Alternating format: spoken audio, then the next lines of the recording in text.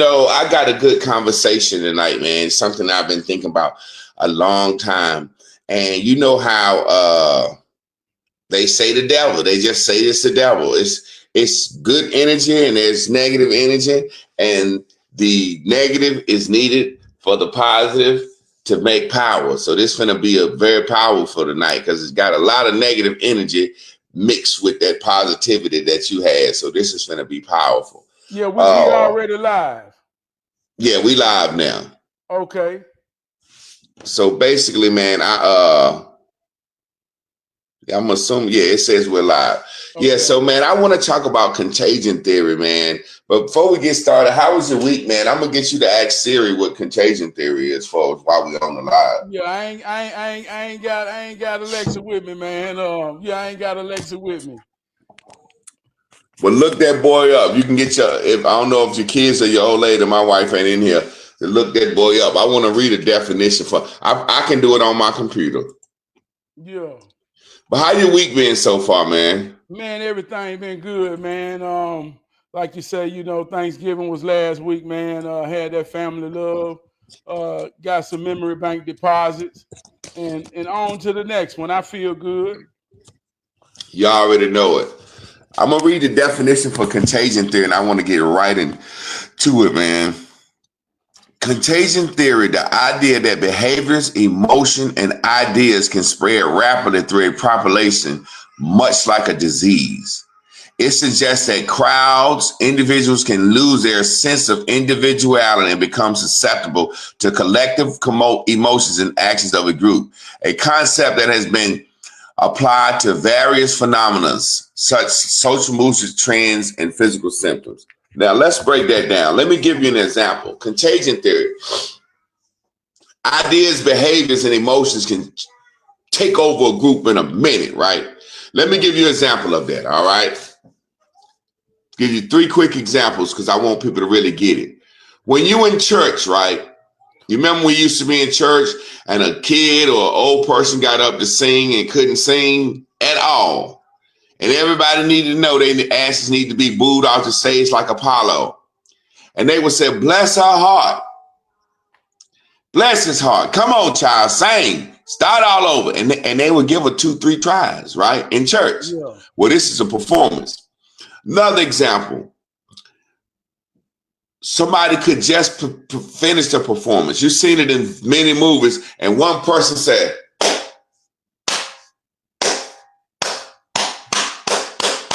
and everybody fucking stand up and start clapping. Yeah. That one person starts that clap. You've seen that in plenty of movies, right? Yeah. Or you can be in church and the pastor ain't getting what he need from the crowd. And he say, y'all ain't trying to preach with me. Y'all don't hear me. Somebody give me an amen. And somebody say, amen. Then the amens and oh yeah, and all that get to going. Yeah. That's contagion theory. I did a paper on this in college. And before I did my presentation in class, I basically came up with an example to show how contagion theory would work. And this is what I did. I passed out a little index card and I gave out pens. And I said, this bottle of water right here would cost 10 cents extra if everyone recycled. Would you pay 10 cents extra for a bottle that you knew was recycled? You're saving the environment. You can go to the store and get a bottle of non-recycled water for 90 cents, but you can get a bottle of recycled water for $1. Would you pay 10 extra cents for a bottle that you knew that was recycled, that was saving the environment?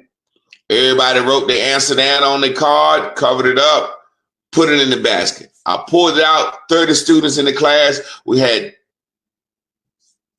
let me go back. Everybody put it down, wrote it down, put it in the basket. 30 students in the class. This was the blind study. Then I said, okay, now that everybody then wrote their answers down, of the 30 of you in this class, raise your hand if you would pay 10 extra cents for a bottle of water that you know was recycled. Everybody in the class raised their hand. I said, so we got 30 out of 30 people that would pay 10 extra cents for a bottle of water that they knew was recycled. and then I went to the basket, 28 people said no. When it was a blind study, 28 people said, hell no, I wouldn't pay no motherfucking extra 10 cents just for a recycled bottle. But when I asked them to raise their hand, everybody in the class said yes. That's what contagion theory is. It's the looking around, feeling like I don't want to be singled out. I don't want to be the one that's not going. It's the I don't want to be the one to clap, not clap. Can you think of some examples of contagion theory before we get into the message? Yes, and just breaking it down, contagion. I think the most common way we know it is contagious.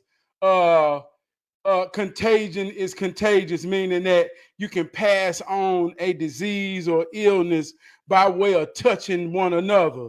So just the theory of emotions and feelings being contagious, meaning I can walk in a room and set it off and make that be contagious in the room. It's many ways you can flip it. You can use other words.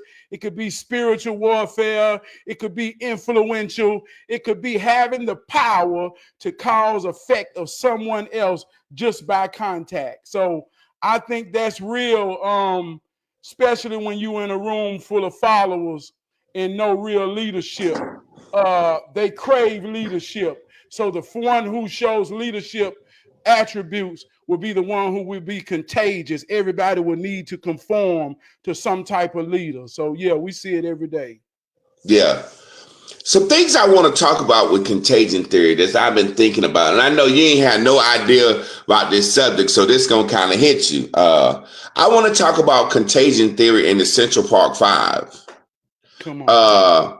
There was a time that black people didn't even know about the Central Park Five. When Donald Trump got ready to run for office, because of the statement that he made, which wasn't racist, he said anybody that commits such a heinous murder should get the death penalty. He didn't know who had did it. He didn't know that those 5 kids would confess. My thing is this. When this new movie came out, it came out when Trump was about to run for election. Netflix and the powers that be know what they were doing. Because they didn't have to bring him up in that movie. They wanted to besmirch his character. My thing is contagion theory. All black people just sided for these kids and just decided that everything is racism. And I think about our accountability. I want to take this example, for example, and ask you a question. You know you're raising your son and daughter. If your son called you and said, Dad, I'm downtown, some shit didn't happen. They're trying to get me to confess. I didn't do it. Do you tell your son to confess, or do you put your house up and fight for the rest of your life because you know your boy? Yeah, I tell my son, don't say nothing. Wait till I get there. Wait till he got some real sincere counsel. If his life is on the line, ain't nobody finna make a decision for my child or be a part of this a decision for my child that could affect, change, or alter his life forever until I'm in his presence. So ain't no confessing to nothing till I say, give me a moment with my child and really understand what position my child in. So it's a situation where you got 5 different sets of parents that tell their children to confess to this murder. And that's the thing that black people would think first in a blind study. Yeah. When ain't nobody looking, the first thing, man, how the fuck all 5 parents telling them, you know what I'm saying? But in public, we're not going to say that. Yeah. I don't fall victim to contagion theory. I say what I think publicly. Yeah. I think them folks knew they kids. I think it was a situation where they looked at them boys and said, y'all can either confess and do 20 years or get the death penalty. Now, listen, I told y'all ass not to be out in the middle of the night because they was out. I told y'all ass you're going to get in some shit being out here. Now you got yourself in some shit you can't get out of. I think those parents knew exactly what type of children they had. And that's why they told them to confess. When you know your children and you don't believe your children has done something, you willing to go down the goddamn walls. My thing is, I said that to say, when I said that on my page, you know how many people start saying, you right, yeah, you right. That's something that nobody typically says. You see what I'm saying? Yeah. When I think of contagion theory, it makes me think about something I created today called Tati. Trump, abortion, transgender, and immigration. Come on. Contagion theory, we see that being carried out today in the Democratic Party. Now, I'm not trying to get you to be Democratic or Republican or change nobody's mind. I'm just making a point. Those 4 topics have become so important to the Democratic base that no matter what happens, if you say those 4 topics, people clap, people be excited. I want to understand from you, because you got a lot of insight. Why do you think it's so important for people to follow the crowd publicly? Well, the truth is never popular. I did a topic about Barabbas in the Bible, and I don't want to make this religious, but go ahead. But it's about the contagion theory in a sense.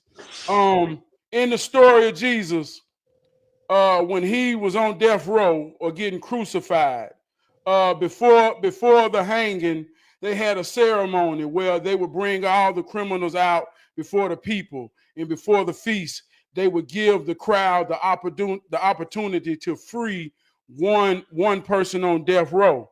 And you had Jesus and you had Barabbas. And Barabbas was a known criminal, a known murderer, pretty much a villain amongst the people. Jesus was Jesus. You know who Jesus was in the story.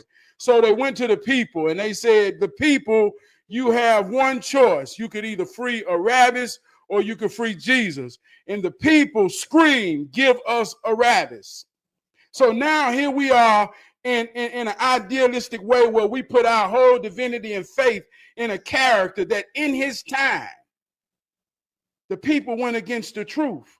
So the truth ain't never popular. The herd mentality. You always got to worry about the sheep. We say, man, we sheep. Well, the sheep has a herderer. The herderer controls the sheep. Wherever you see the sheep going, there's no thought. There's only order. There's only programming. There's everything. So just always been raised up by some strong men with leadership qualities. You always question the herd. Say, ho, let me think.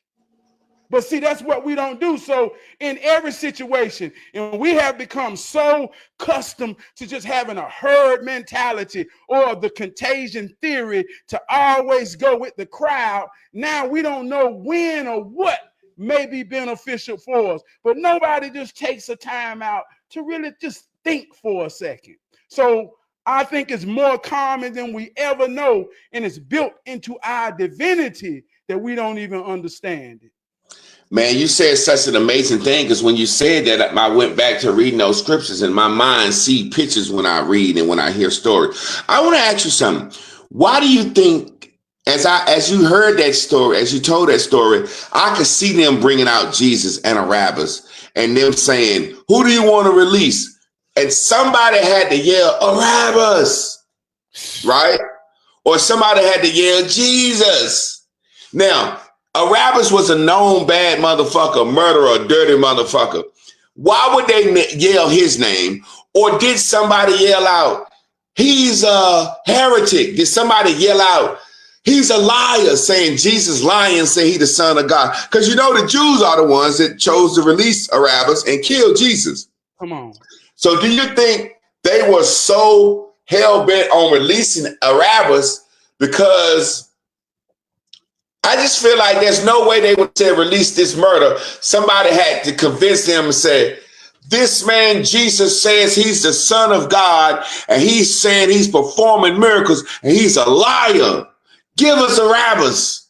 What do you think? Why don't you think those people, if this story was true, why don't you think somebody said, hell no, I seen this motherfucker turn water into wine. I seen this motherfucker raise it. Hell no. Why don't you think a riot? What do you think happened? You got me on a different path now. I'm on the same path, but I want to see what you think about that. How does this go down that this motherfucker's supposed to say he did all this shit and doing all this shit if he was? Or do you think somebody stood up and said, he a motherfucking lie. Y'all know he ain't no son of God. He's speaking against our religion. Fuck him. Give us the murderer. How do you think that happened? Well, let me ask you a question before I go forward. What was the acronym you came up with in TATI. Yeah, what does that mean? Trump, abortion, transgender, immigration. That's what Democrats answer for everything is. What time is it? They ask any Democrat a question they can't answer. What time is it? Well, you know, time is an important question, but the time we need to discuss is Trump and what he doing. The time is for women's rights and abortion. The time is for transgenders to have a gender affirming service. The time is for immigration. That's what they do for everything. Okay. And we see that that's their fucking answer for everything. So but the contagion theory of hating Trump accepts that shit regardless if we see the exact same thing. Here go my point. The truth, no matter who brings it, the truth always comes with discipline if you accept it. The truth comes with accountability. So in the story, or anybody, let's just take the Christ spirit. Anybody who's bringing the sincere truth, not the popular truth, but the truth rooted in love, in discipline, in honor. See, that requires respect. That requires dignity. That requires integrity. So when people can't face that or don't want to face that, they use a scapegoat. And in our time now that religion is a backwash. Nobody's really religious no more. Politics has the ball in everybody's mind. Politics is kicking everybody's thoughts, emotions, and everything. So the scapegoat to escape discipline, responsibility, accountability is Trump. Wow. He's the new Trump. Jesus. They're doing him like Jesus. It used to be Jesus, but don't nobody play the game no more. It's politics now. They have the ball. So when you talk about transgender, you're talking about a destructive path away from nature. If you don't know where you're going, any road will take you there, but only a divine path will bring you here to be a man in posture, in nature, in order, responsibility, a family, to be a mother, a nurturer, to understand her position. Anytime you go into abortion, you go into any type of sexual orientation, you go against anything that's not somewhat conventional or what's the word? Conservative, meaning conservative, the tradition, the value, the principles. I ain't talking about white people. I'm talking about my grandmama and my granddaddy, what we saw and what a man and a woman and a father and a mother is. When you pry away from that and you don't want to be accountable, or you can't accept the things that took you off path, you'll use a scapegoat. And now there's nothing more powerful than the word Trump. Nothing more powerful. Once I say that, see, even in this word game, contagious, connotation. Connotation means the words and feelings and ideas that are provoked. See, when I say Trump, people don't even care what I say about it. Trump, a whole feeling come over them, whether it's contagious fear, whether it's contagious, whatever. Trump, all you got to do is say Trump. It's more powerful than the name Jesus right now. I promise you this. This may sound crazy and you don't want to accept it. It's not. It ain't crazy. Keep cooking. I promise you, man. And you can say something powerful behind it. Like you made a post the other day. If Trump say, drink 4 glasses of water, who is he to tell me I can't be dehydrated? All regards of what come after. But see, it work on the other side. Just like when we use these words. So that's why we talk about spells. This is real shit. Contagious. The contagion theory. Meaning I can walk in a room, and if I'm really aware of the room, I'm conscious of the words I use. Not only in a negative way, also in a positive way. If I walk in a room and say, I love you, Man, some people submit to that feeling and render to it to have a contagious aspect in my perspective to say, he mean good. I come in the room and say, what y'all motherfuckers in here talking about? See, that can become contagious in a connotational way. So we got to understand how it works and how this thing is being worked on us. But if you don't understand how it works, you know, and they understand it because that's what they're doing. It's like, and it's ironic that his name is Trump. The word Trump means to trump everything. When we play in spades, we call that the trump. That's the number one card, and it beats everything. Ain't that some shit? Ain't that some shit that this man last name is Trump, and the word Trump, it's like you could say something, like you said, I said the other day, if Trump saved the baby out the ocean, people will say that motherfucker starving the sharks. You know what I'm saying? It's like you said, you can come in the room and say, I love you. And that contagious feeling of love will go out. And then the other half of the room or a certain percentage of the room will say, who the fuck is this crazy motherfucker? I ain't going near him talking about he loves somebody. What he got going on? You know what I'm saying? It's like they understand how the mind works. They understand once somebody start clapping for a kid that's slow, that can't sing. This kid can't sing. Yeah, he got Down syndrome. Yeah, he's slow. But according to what I learned and raising my daughter, I don't want her to get clapped for just because she got Down syndrome if she ain't good. You see what I'm saying? Yeah.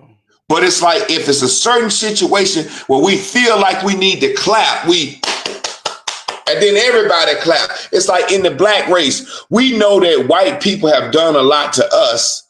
So when white people know us enough to say, black people, y'all know how it feels to be hunted out in the streets. That's what ICE doing to Spanish. And we be like, oh, because of contagion theory, we got to agree. Nobody said, fuck them. Ain't nobody help us when they was chasing us down. Fuck the Africans. We ain't got to let them in. Ain't nobody let us in. Where can we go? Where can we go? We got to have a passport to even get on a fucking plane. Where can we go? But white folks say it. So we said, now, if I walk outside and say, ICE, do your job. ICE, ICE, baby. People going to look up and say, what's wrong with him? He not going with the crowd. Come on. We'll crucify him. Come on. We get crucified daily. As a parent, your children will crucify you in ways if you don't allow them to move the way the world and the other kids are moving. Dad, I want to go to the dance. No, you can't go to the dance. You can't go to the dance. I know I done walked off so many times and said out loud in my mind, I hope you die. I done wish my mama died because she didn't let me go to a fucking football game, man.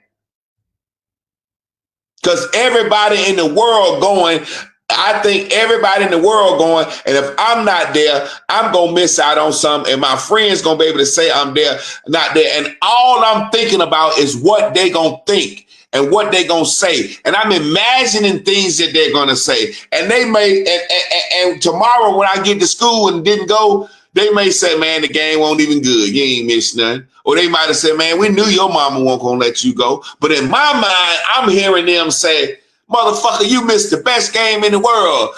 You ain't shit. You can't. You see what I'm saying?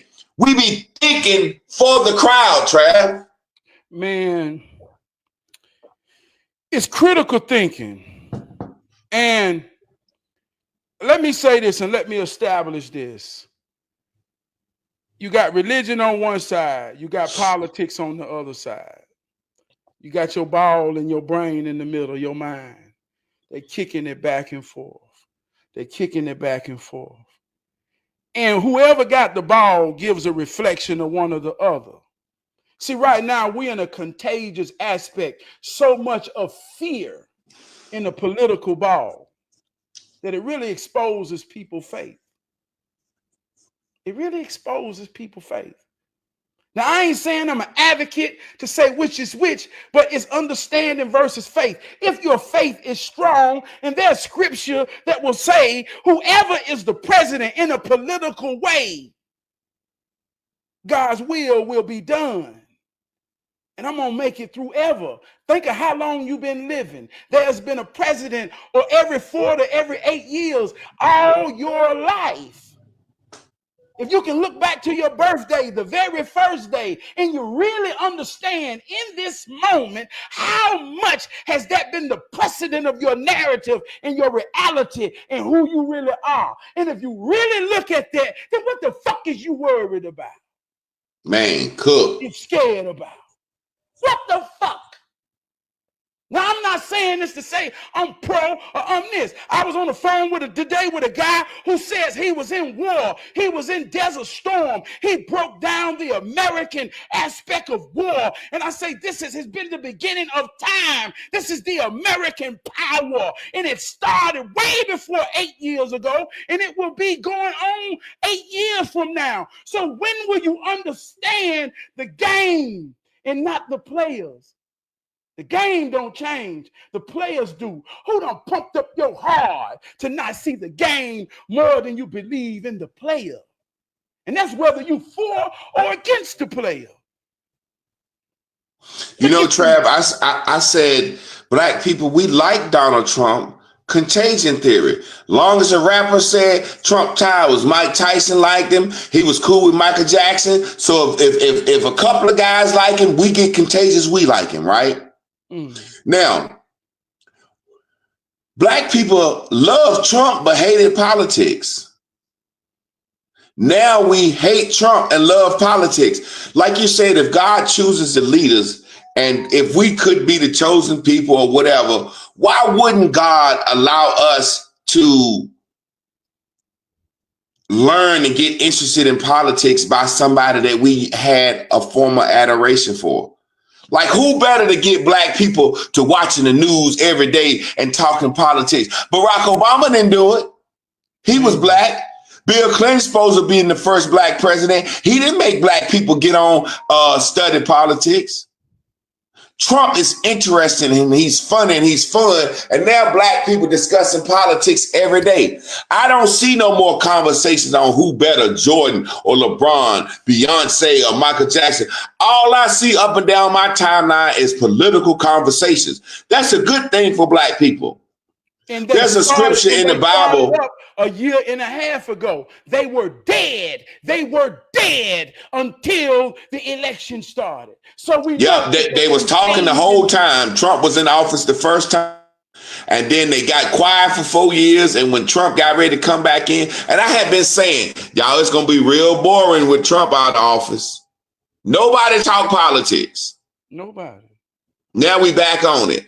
Why wouldn't we understand? There's a scripture in the Bible, King Darius, when the children of Israel were in captive to, I think they were not the Babylonians. I think they were the Assyrians. I think I would have to look that up. The Syrians, the children of Israel were captive to them, and they had been getting their ass crushed for years, man. And the temple had been destroyed and they wanted to rebuild the temple. And in the scriptures, God had told them that they would be blessed to rebuild the scripture. And, you know, for a couple of 100 years or so, they was just fucked up. And then King Darius had a dream where the angel of the Lord came to him and was like, look, these are God's chosen people.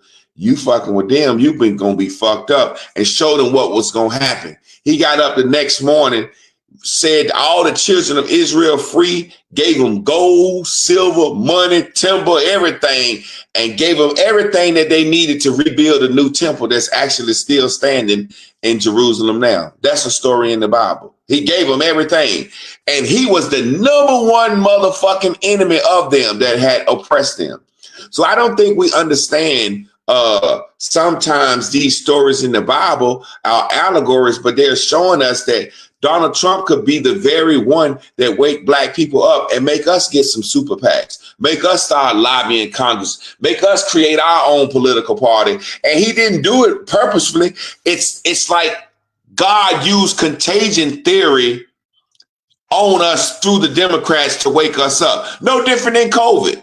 Man, I got the number one post that I've ever posted of comments. I made one comment. I didn't say it was good or bad. I said only 19% of Americans took the COVID shot. And man, that post is going crazy of people, strangers, coming on there explaining why they took it. Nobody's saying, yeah, man, that's why I ain't take the shit. Everybody is explaining or capping why they took it and saying, as if I'm saying something bad. I ain't say nothing either way. The COVID is a perfect example of scared of the air. Like you said, if you got faith in God, I don't believe religion, white supremacy can stop me. But I got faith in God and faith. You mean to tell me we were scared of the air? The churches stopped meeting because of the air, Trav. I want you to comment on that. The COVID and the shot and how everybody stopped meeting because they thought the air was going to kill them, Trav. Man, like I say, we talking real life shit. We ain't talking make believe. COVID was real. Any conspiracy theory you could think of, that was real life. We experienced something. Yes, sir. Not American. We talking about the whole world, Craig. The whole world shut down at one time. I'm talking about the world responded to this. So we can play in our own illusions of this being about the white man, this being about America. Man, the whole world was affected by this. So when you look at only 2-3 years later, nobody even acts like they remember that. Children missed 2 years of education, 2 whole years. People stayed at home and had to deal with the very same things that they've been running from and using, working, everything to dodge. I'm talking about everybody had to stand still and face what was real. And we act like we blimped that out of our mind. Blip. Nobody remembers that. Nobody remembers that. So here we are coming out of that. Religion is dead. That's what that was about. It showed you don't really believe and nobody believe. Let me show you where the power is. The power is now. Shut church down. Tell your preacher, shut the fuck up. We don't care what he got to say. This is real life. We control this. Boom, coming out. We know where our help comes from. We're looking at the government. This ain't by coincidence. This is real strategically. And ain't nobody above this. No, it's just deeper than the shot. This real life shit. And even if we didn't take the shot, I took the shot. I ain't no shame in it. I took the shot. I'm a father. Yeah, I got fear. Boy, sometimes fear real. Ain't nobody above the bullshit. I got scared. I saw some real shit. I got scared. And I ain't stepping off my square. As a father, I made the right decision to stand on it. And if I don't, I deal with what come with it. But ain't no shame. What you shame for? If you did, you did. What you shame for? That's the point that you're making. Who's shameful for the decision they made? But when you shame for the decisions you made, you look for scapegoats. You look for any goddamn thing to hang it on. But that's how it works. But going out of this, man, like I say, we're in a time now where you got to deal with some real shit or you can't. And I know who can't. Like you say, he can't talk to his children. He ain't got a relationship with who matters. He really fucked up. But all he want to talk about is motherfucking politics and fucking Trump. Fuck Trump. Can we say that and agree with that? And even going back to the first election. So you got to understand it was a process. Obama brought unity. We didn't care about politics. We just went and voted for Obama. That was our first sense of unity. That was a par. That was a polarity. Contagion theory. Yeah, they had to bring balance. After Obama, they brought Trump. I liked it, Trump, the first election, because it was still in our unity.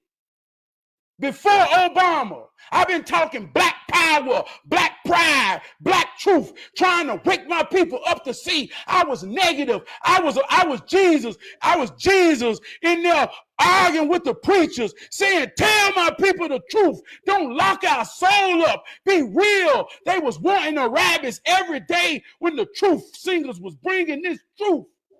So when Trump came, I love how it brings unity to us. Now it made people want to listen about white supremacy and how the system worked. It was a beautiful thing. I love what he brought because it was necessary.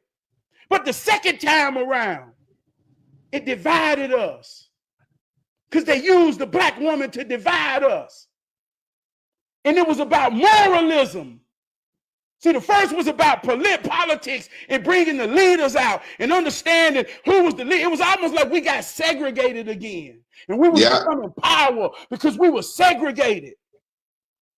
But then when they brought Kamala Harris back, it integrated us back, but it integrated us into moralism and those that understood moralism and principles. We ain't talking about validating homosexuality. We ain't talking about validating reasons to kill children when we know expectations is the seed of disappointment. Don't you talk to me about no goddamn rape when we know most abortions happen when people got expectations and they have made bad choices and they don't want their family to feel disappointed. So they go make hard-written, life-changing decisions that will have effects for a lifetime. Fuck politics. Let's talk about morality. But that's where we separated.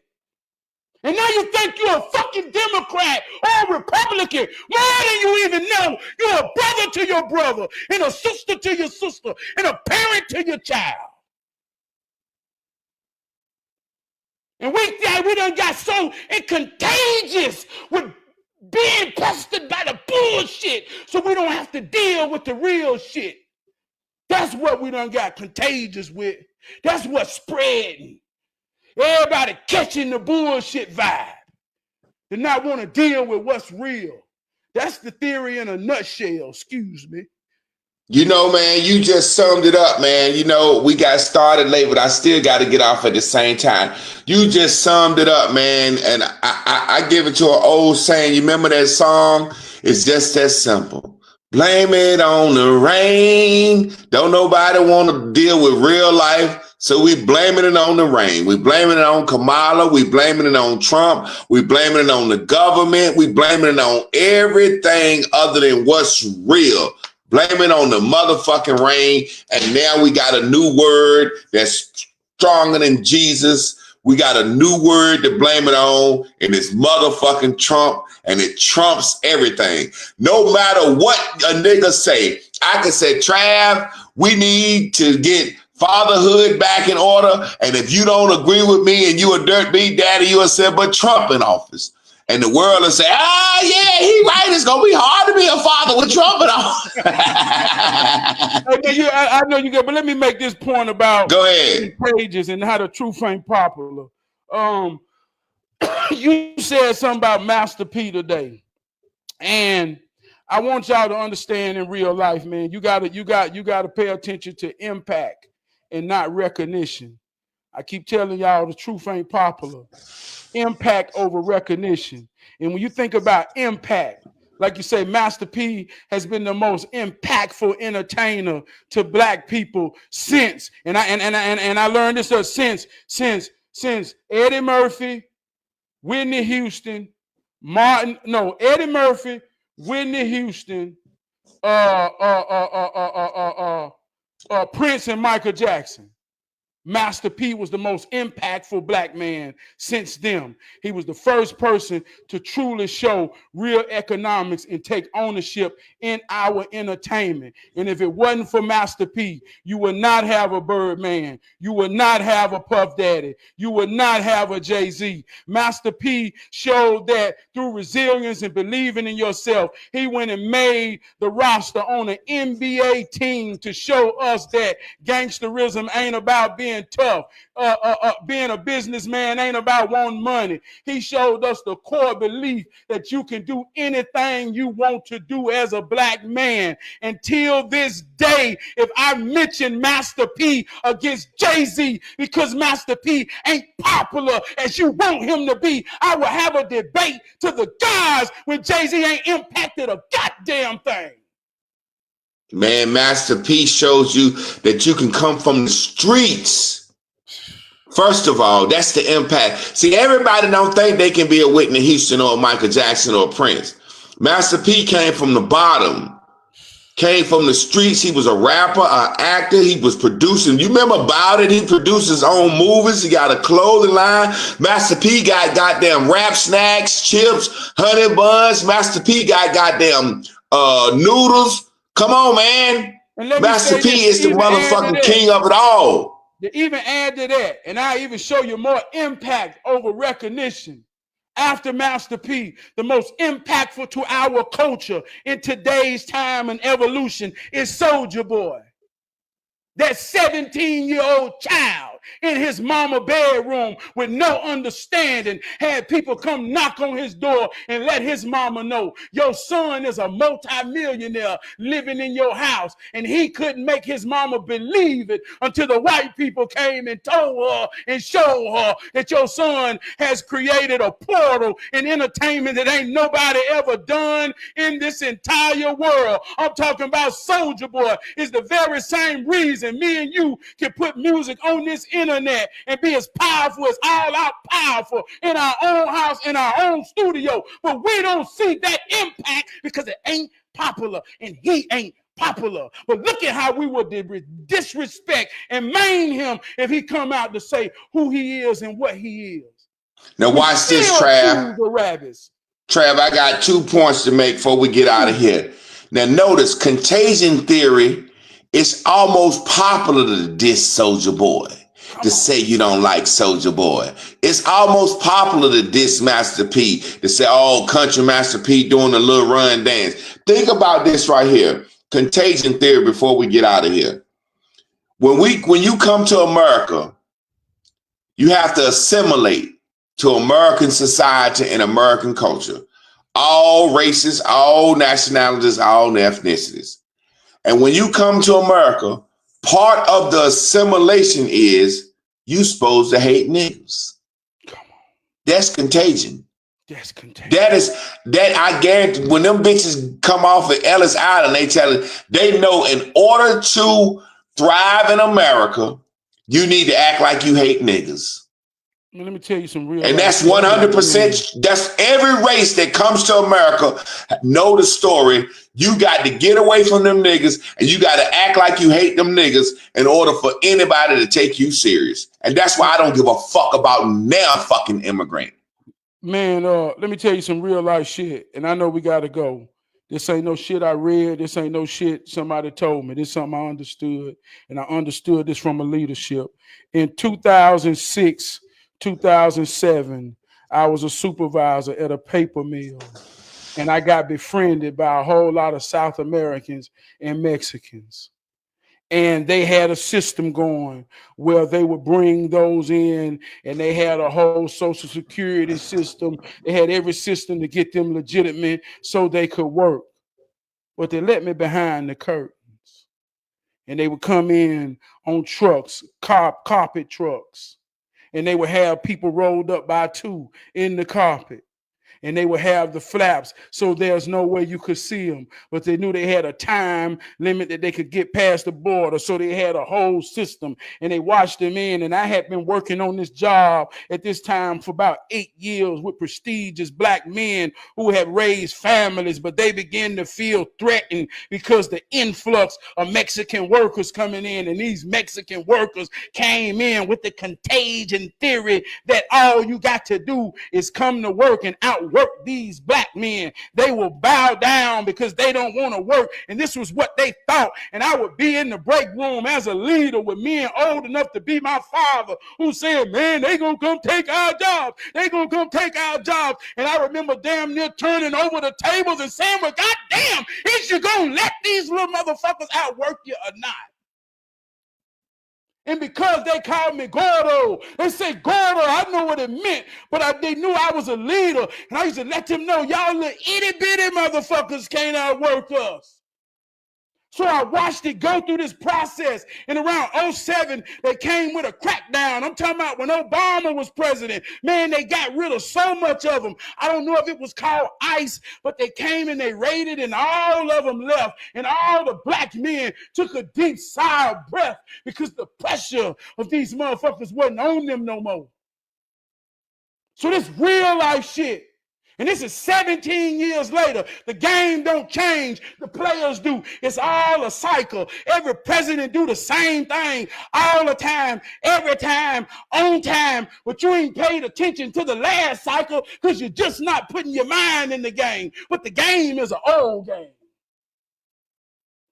Hey, man, that would have goddamn... All these years later, talking about, God damn, man, we crazy than a motherfucker. Let me tell you something, man. We talking about illegal. We talking about coming through here wrapped up in goddamn carpet. My mama just went to Panama and she's so happy at 62. I got another stamp on my passport. If they can't get a stamp on their passport, then what the hell are you empathizing with? What are you tying your emotions to? Just 2 years ago, everywhere across America was scared of Mexicans driving white vans because young black girl was being took by white vans. Now all you see is ICE chasing white vans, and we're trying to stop the police from searching the white vans. God damn. Hey, man, that's it right there. That's it. We good, Money Trav. God damn, man. We good. Hey, look, we gonna wrap it up right there, boy. I got to. I hope the AI clip that, and I'm gonna steal that. I'm gonna make a video about that tomorrow. I'm gonna give you credit for it, but I got to steal that. I got to steal that, Jack. I'm just letting you know right now. Come on, man. I love you, man. Be good. All right, I love you, man.